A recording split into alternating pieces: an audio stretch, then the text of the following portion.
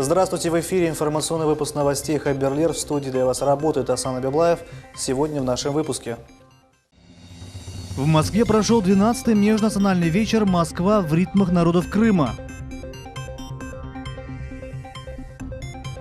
Итоги антикоррупционной деятельности. Как ухаживать за машиной в зимний период. Президент Российской Федерации Владимир Путин провел заседание Совета по развитию гражданского общества. В ходе встречи члены Совета рассказали главе государства о своей работе за минувший год, определили перспективы на будущее, а также обсудили ряд ключевых тем, среди которых миграционная политика, проблемы профилактики подростковой преступности и защиты экологических прав граждан. Кроме того, Владимир Путин вручил государственные премии за выдающиеся достижения в области благотворительной и правозащитной деятельности. В Москве прошел 12-й межнациональный вечер «Москва в ритмах народов Крыма». От Комитета Государственной Думы по делам национальности организаторов и участников мероприятия поприветствовал депутат Госдумы Руслан Бальбек. Вечер уже не первый год собирает на клубной площадке Москвы более 1500 молодых людей разных национальностей. Участники встречи общаются и танцуют, поддерживают национальные творческие коллективы и знакомятся с музыкальными фольклорными группами. Мероприятие проводится в Москве уже на протяжении 11 лет. Недавно произошедшее резонансное дело в больнице имени Семашко, где бухгалтера и другие сотрудники администрации начисляли себе мега-зарплаты, не только всколыхнуло весь полуостров, но и понудило прокуратуру еще тщательнее проводить мероприятия по антикоррупционной деятельности. Сегодня итоги антикоррупционной деятельности подвели на форуме прокуроров Республики Крым.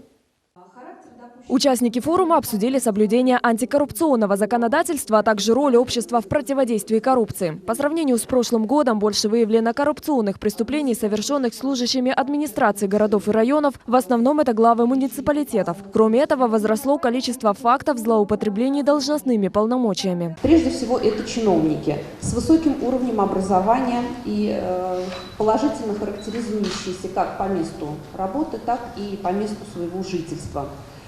Чиновники имеют ведомственные и государственные награды.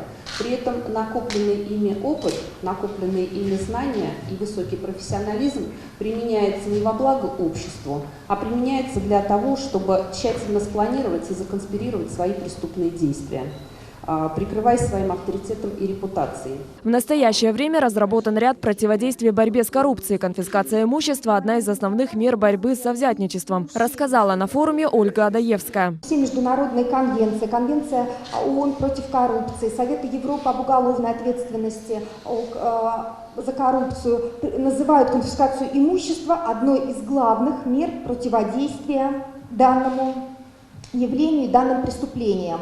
В настоящее время сейчас ставится вопрос о совершенствовании норм о конфискации имущества. Это первый открытый форум прокуратуры, в котором принимают участие и общественники. Проведение такого мероприятия позволит воспитать среди общества нетерпимость ко взятничеству, уверен исполняющий обязанности прокурора республики Андрей Фомин. Я так думаю, что это новая форма привлечения общественности. Обратить внимание на такую проблему, как коррупция. Как вы слышали, это уже говорили, что коррупция имеет очень большую латентность, особенно бытовая коррупция. Там, где граждане очень терпимо относятся у нас к фактам коррупции, и поэтому это такой диалог с общественными организациями, это просто посыл к общественным организациям более активно воспитывать гражданское общество именно в традициях нетерпимости к коррупции и взаимодействовать с правоохранительными органами, прежде всего с прокуратурой. Потому что такие формы взаимодействия, они существуют, поэтому мы просто за расширение этого взаимодействия и за более конструктивные подходы. На сегодняшний день в республике возбуждено 240 уголовных дел о коррупционных преступлениях. Общая сумма взяток превысила 7 миллионов рублей. С 2014 года по настоящее время прокуратурой республики проведена антикоррупционная экспертиза, по результатам которых выявлено почти 2000 коррупциогенных факторов. Нариман Тарсинова, Эдем Исмаилов, телеканал Миллет. Сегодня в Крымском инженерно-педагогическом университете открылась ежегодная научно-практическая конференция на тему «Психология социализации личности в современных условиях». На конференции побывала и наш корреспондент Султания Ситакаева. С приветственным словом выступил ректор университета Чингис Якубов. Он отметил, научные исследования, проведенные крымскими преподавателями и студентами, позволят разобраться в себе и создать условия для жизни в современном обществе. Надеюсь, что работа нашей конференции будет очень плодотворной и конструктивной. Сегодня у нас, дорогие друзья, я бы назвал это так. Сегодня у нас парад интеллекта. Председатель Общественной палаты Республики Крым Григорий Иоффе подчеркнул, заявленные темы актуальны для современного общества и заслуживают особого внимания. В настоящее время ученые и студенты КИКУ принимают активное участие в работе по подготовке ежегодного доклада Общественной палаты Республики Крым о состоянии и развитии гражданского общества в нашей республике в 2016 году. Это основной документ. Ежегодный доклад – основной документ Общественной палаты. Студентка второго курса факультета психологии Мусима Белялова принимает участие в конференции впервые. Она представила доклад на тему «Социальная компетентность личности». Актуально, потому что мы все находимся в социуме и должны знать нормы и порядки общественного поведения. Студент первого курса факультета музыкального искусства Сервер Ильясов помимо музыки увлекается психологией. Сфера его интересов – конфликты и пути их решения. У меня тема конфликты и их решения. И эта тема на данный момент актуальна. Конфликты могут быть разные, между друзьями. Любой конфликт можно как-то решить. Инициатор проведения мероприятия, доктор психологических наук Анжелика Лучинкина отметила, что конференция обрела масштабы всекрымской. В ней принимают участие преподаватели и студенты ведущих вузов полуострова. Все студенты нашей специальности психология, студенты психологи Крымского федерального университета, Академия печати Крымского федерального университета. Конференция продлится 2 дня. Преподаватели и студенты выступят с докладами и проведут мастер-классы. Султания Истакаева, Рамазан Аливапов, телеканал «Миллет». В Анкаре основан фонд развития Крыма. Он создан под руководством Федерации крымско-татарских культурных объединений бизнесменом и председателем Унвером Селем и бизнесменом Гинджиханом Тунаем. Целью основания фонда развития Крыма является развитие отношений Турция-Крым-Россия. Фонд будет работать по направлению улучшения условий жизни крымских татар и других народов, живущих в Крыму. В преддверии 75-летия расстрела крымчаков и евреев, жертв нацизма, в библиотеке имени Гаспринского состоялась тематическая выставка книг. На выставке были представлены книги, связанные с репрессиями и Холокостом, повествующие о страшной трагедии периода Второй мировой войны. 11 декабря 1941 года немецкими фашистами были расстреляны около 18 тысяч крымчаков и евреев. Сотрудники библиотеки отмечают, что выставка в крымско-татарской библиотеке неспроста. Крымские татары чувствуют чужую боль, как никто другой, так как сами подвержены множеству страданий и утрат. Пока человек не почувствует боль на своей шкуре, что называется, очень трудно сочувствовать кому-то. Крымско-татарский народ, я так полагаю, что он очень ярко и очень конкретно чувствует эту чужую боль. Война – страшный след в истории человечества. Репрессии крымских народов – это трагедия, которая сегодня отдается болью в сердцах.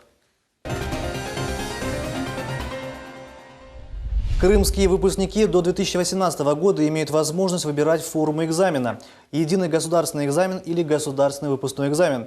Об этом сегодня сообщили на пресс-конференции в Симферополе директор Центра оценки качества образования Ольга Троян. Подробности в сюжете. Сегодня представители Центра оценки и мониторинга качества образования рассказали о том, насколько среди крымских выпускников популярен единый государственный экзамен. По их данным, в 2017 году выпускается около 10 тысяч 11-классников и примерно 16 тысяч 9-классников. И в этом году число выбравших ЕГЭ по сравнению с текущим годом значительно увеличился. Такой вид экзамена по предварительным данным выбрал каждый второй выпускник. Но нужно отдавать себе отчет, что пока в течение вот этих 2 лет все-таки сдавала наиболее подготовленная масса абитуриентов. Поэтому эти результаты нельзя, экстраполировать на весь Крым, на всю массу выпускников. Вот когда все начнут сдавать ЕГЭ в обязательном, тогда мы будем понимать четко наши результаты. Но могу сказать, что достаточно высокие результаты у нас по русскому языку и по иностранному языку. Также представители центра рассказывали о нарушениях во время сдачи ЕГЭ. В этом году за списывание были отстранены 2 человека, но затем оба были допущены к пересдаче в сентябре. Что касается прав выпускников, то в случае несогласия с оценкой они могут подать апелляцию сразу после сдачи экзамена. Созданная комиссия в течение 2 дней должна огласить свой результат. Допустим, если участнику во время проведения экзамена показалось, что какие-то действия организаторов аудитории, либо другого персонала пункта проведения экзамена были в отношении него нарушены, либо был брак контрольных измерительных материалов, либо это брак при печати, либо в случае устного экзамена по иностранным языкам, это плохое качество записи, допустим, то такой ребенок может подать апелляцию о нарушении установленного порядка в отношении него. Если действительно участник подал жалобу объективно, то на конфликтной комиссии принимается решение и предоставляется право такому ребенку пересдать данный предмет в другой день, отведенный расписанием ЕГЭ. Также на пресс-конференции утвердили, что списать на экзамене не удастся. Пункты оснащены специальной техникой. Кроме того, в 2017 году сдающие ЕГЭ 11-классники и выпускники прошлых лет будут разделены. Такое решение принято для того, чтобы взрослые не могли помогать детям. Сейчас во всех крымских школах выпускники усиленно готовятся к экзамену. Такая подготовка идет и в 42-й школе имени Шейх Шемизаде в Симферополе. Многие 11-классники здесь приняли решение сдавать ЕГЭ. На этой неделе мы писали пробное сочинение вчера, и оно оказалось довольно сложным. Но благодаря подготовке учителей русского языка, которые постоянно с нами занимались, задавали нам темы сочинения и диктанты, мы были примерно готовы к темам и смогли достаточно хорошо его написать. Мне кажется, что экзамен будет довольно-таки сложный, так как полностью предугадать все вопросы и задания довольно сложно, но примерно их можно понять, и если довольно хорошо подготовиться, то можно справиться. Во-первых, я готовлюсь еще дома в свободное время, как сразу прихожу со школы. Я купила себе все сборники по тем предметам, которые я буду сдавать, и по ним и готовлюсь. Буду сдавать обществознание и буду подавать документы куда угодно.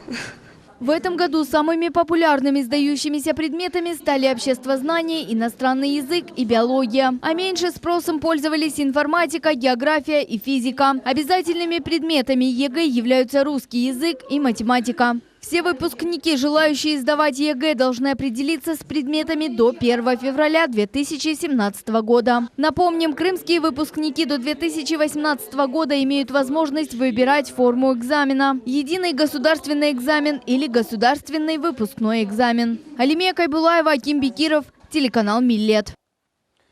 Внезапная перемена погоды застала врасплох крымских автомобилистов. В итоге многие водители не успели подготовиться к неожиданной крымской зиме. Как ухаживать за машиной в зимний период? Какие меры нужно предпринять, чтобы сохранить свое авто в хорошем состоянии?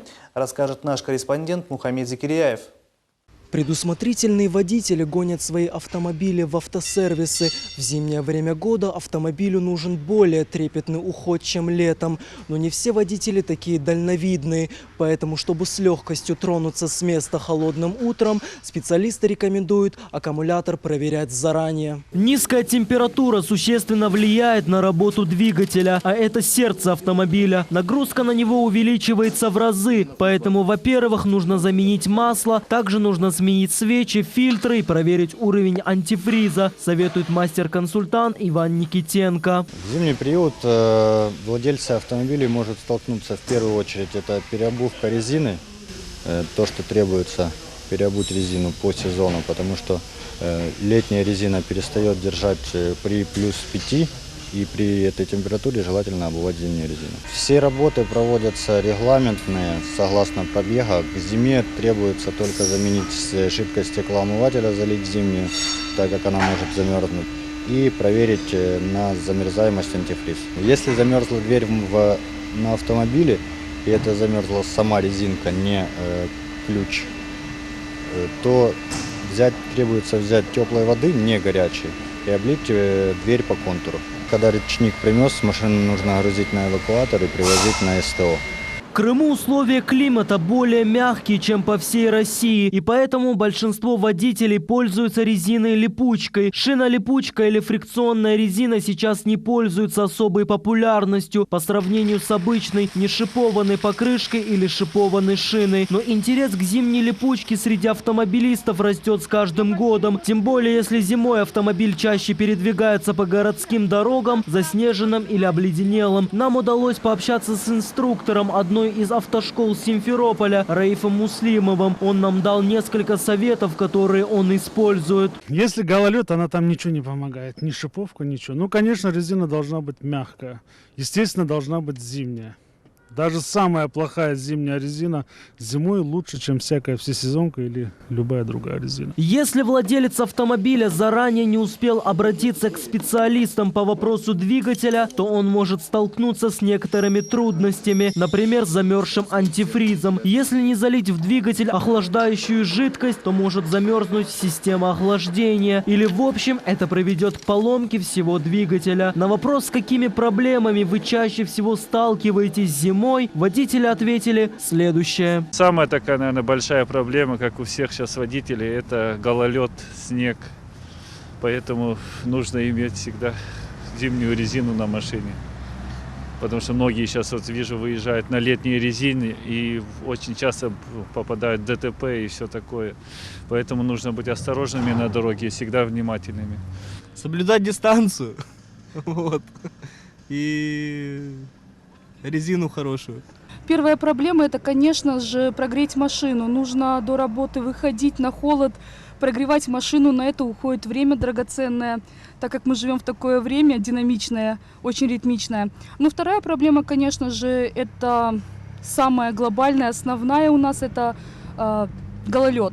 Невозможно по таким дорогам ездить.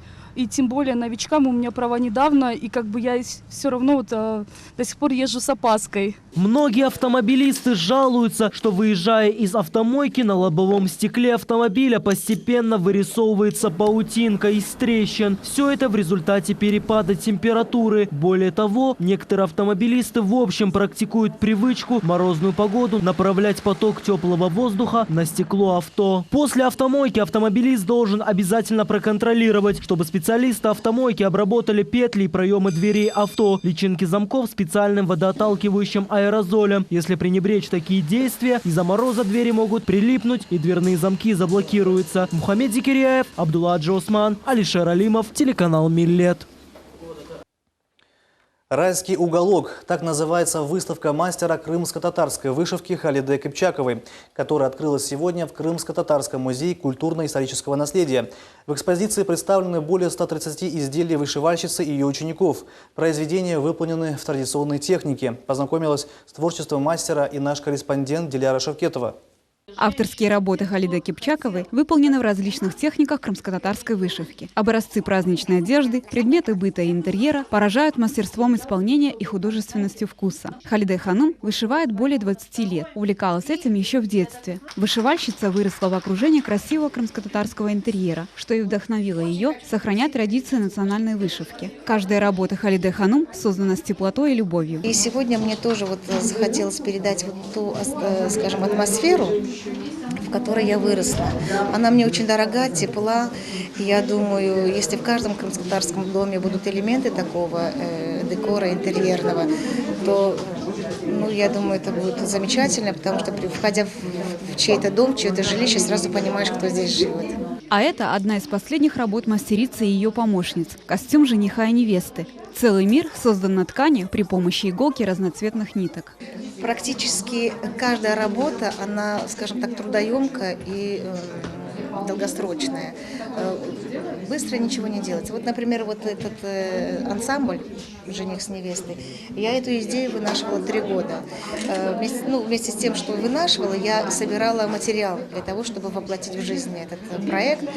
Вот, собирала до мелочи все, буквально вот шерсть, тесьма, да, видите, она по цвету, она вот, ну, практически как специально для этой ткани выпущена. Творчество мастера объединило женщин разных возрастов и профессий. У Халиде Ханум около 500 учениц. Каждая из них мечтает стать такой же талантливой мастерицей. Уровень очень высокий, художественный, работа просто филигранная. И этот человек, Халиде, она настолько вот сочетание цветов, цветовые акценты, настолько это вот она умеет это сама и умеет это донести до своих учеников. Хочется именно вот как раньше наши работы были.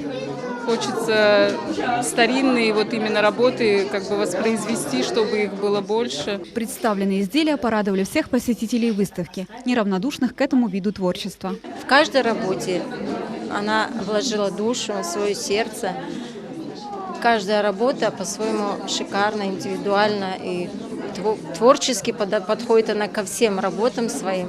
Это первая персональная выставка Халиде Ханум, которая организована Министерством культуры Республики Крым и Крымско-Татарским музеем культурно-исторического наследия. Увидеть красоту художественной вышивки можно до 8 января 2017 года. Диляра Шевкетова, Энмир Румшевич, телеканал Миллет. В Симферопольском музыкальном училище состоялся фольклорный праздник под названием «К народным истокам традиции и обычаи народов Крыма». Организаторами мероприятия выступили Дом дружбы народов при поддержке Государственного комитета по делам межнациональных отношений и депортированных граждан Республики Крым и Федерального агентства по делам национальности России. На мероприятии посчастливилось побывать и нашему корреспонденту Султание Меджид.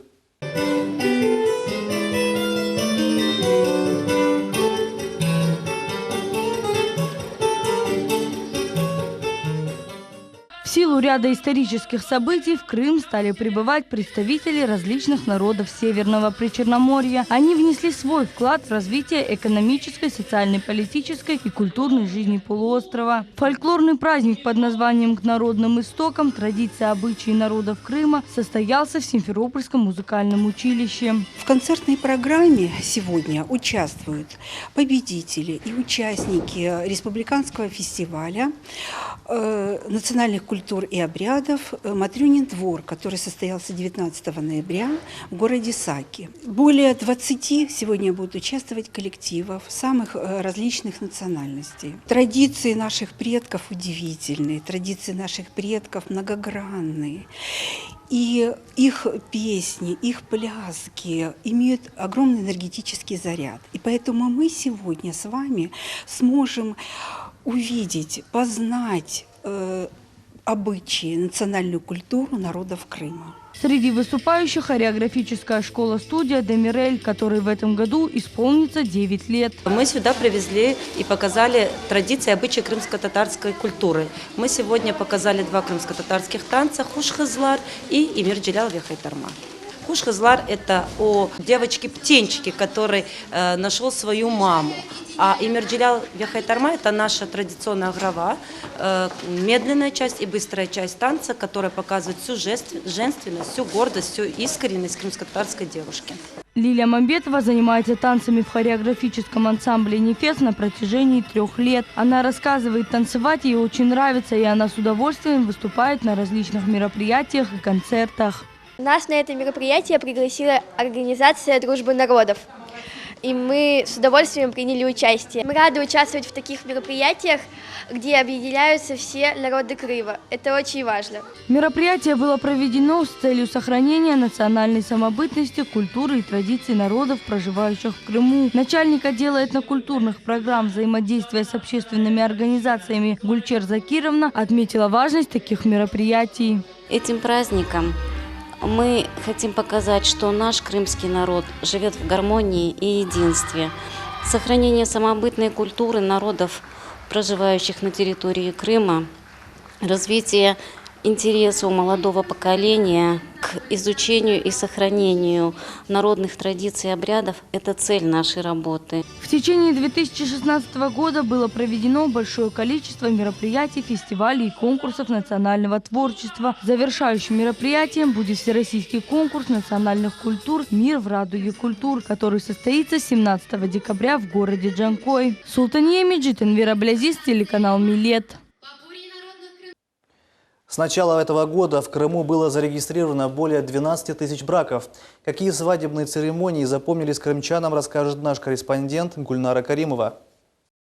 Для многих свадебная церемония становится важнейшим моментом всей жизни, ведь это событие означает создание новой семьи. Больше всего браков в этом году было зарегистрировано в Симферополе. При этом почти 20% свадеб сыграли в сентябре. В Министерстве юстиции Крыма отметили, что молодых пар в возрасте от 16 до 18 лет, желавших заключить брак, было немного. Также в Крыму в этом году вступили в брак самые взрослые молодожены. Невесте 67, а жениху 88. В ЗАГСах отмечается и тенденция к проведению торжественных обрядов в национальных традициях.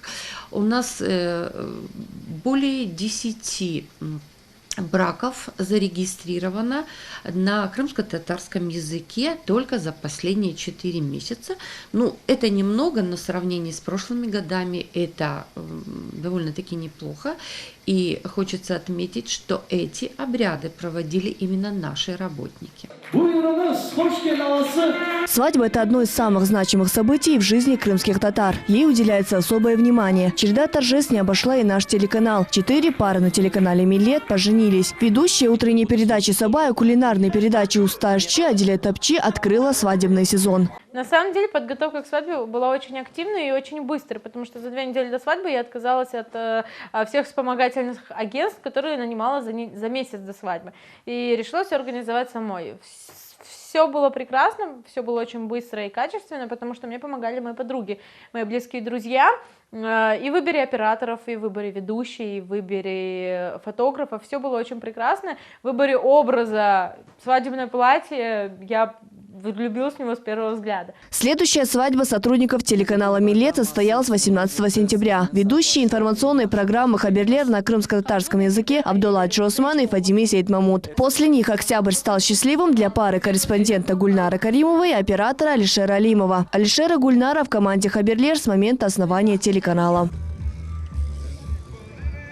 Эти ребята тоже занимаются экстремальным видом спорта, а делают это они в скейт-парке. По словам организатора, таких скейт-парков в Крыму еще не было, а это именно то, что нужно современной молодежи. Белое платье, фото, туфли и сказочный банкетный зал. Все, что необходимо для красивой церемонии. Музыканты, танцоры, тамада развлекали гостей торжества. В наши дни свадебные обряды крымских татар претерпели некоторые изменения. Однако они продолжают сохранять ключевые элементы. В этом году я женился, все сделал в крымско-татарских традициях, по крайней мере старался это сделать. Никях прошел в нашей бывшей столице Бахчисарая, в Ханском дворце. ЗАГС у меня состоялся в Симферополе.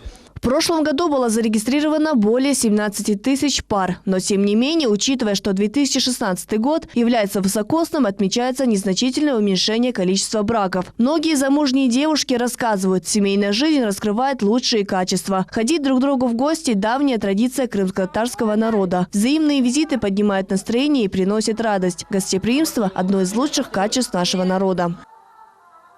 Самым волнительным моментом был просмотр нашей свадьбы. Снова пережить эти эмоции и чувства, испытанные в этот важный день. Стоит сказать, что каким бы тяжелым событием ни казалась свадьба, бояться не стоит. Создавайте новые, дружные крымско-татарские семьи.